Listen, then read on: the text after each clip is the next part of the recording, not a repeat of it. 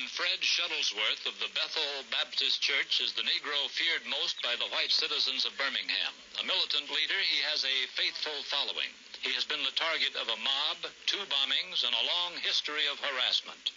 Reverend Shuttlesworth is the voice of the Negro in Birmingham, who no longer is willing to wait for the whites to make a move toward equality of the races.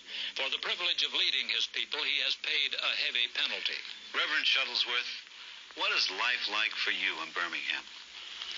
Well, life for me, it's pretty difficult, if I could use that expression. I have to have somebody to guard my home at night. Been for 4 years. The police won't do it. It causes your family, wife and children, to go through severe strain and so forth. But we've learned to make out on it. We found out that if you can't take it, you can't make it. There have been 2 bombings there, and life is a struggle here for me in Birmingham, but it's a glorious struggle. Would you care to tell us about the 2 bombings? The first bombing was in December 1956, Christmas night, when somebody planted 12 sticks of dynamite between the church and the house where it was then, about that space, and you have to turn sideways to walk between. The dynamite was placed right at the corner of the church and the corner of the house, and that's where the head of my bed was, and I was in the bed, so that it blew the wall that was between my head and the dynamite away. It blew the floor from underneath the bed. We never did find where the springs went to. The front columns were blown into the street, and the roof came down, yet I didn't get a scratch. So I said that I was saved to lead the fight. Reverend Shuttlesworth, how many times have you been beaten? Well, physically, I've been mobbed once, badly. I have faced 2 mobs in this city.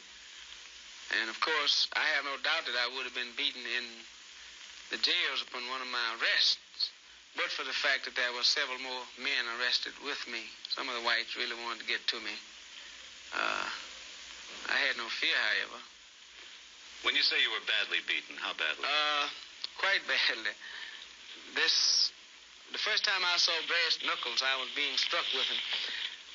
This mob had chains, brass knuckles, sticks, and other things in front of Phillips High School in September '57, when we went down and tried to enroll the children.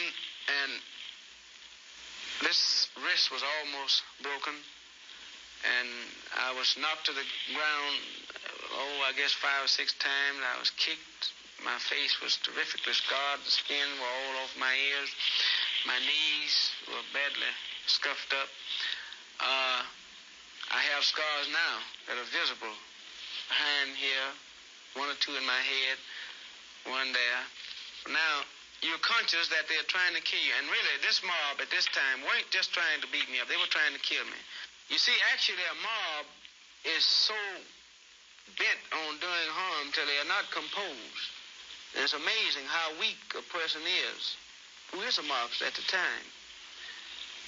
My own personal feelings, I think that's what you want to get, is you feel sorry. You don't understand how men, otherwise calm, peaceable men, whether they be white or otherwise, could act worse than raving beasts, could just want blood, and no matter how they do, and they realize that the cameras were there. They realized they were being seen, but their hopes were to kill me, to get me. So you see, I've been near death 3 times in Birmingham. So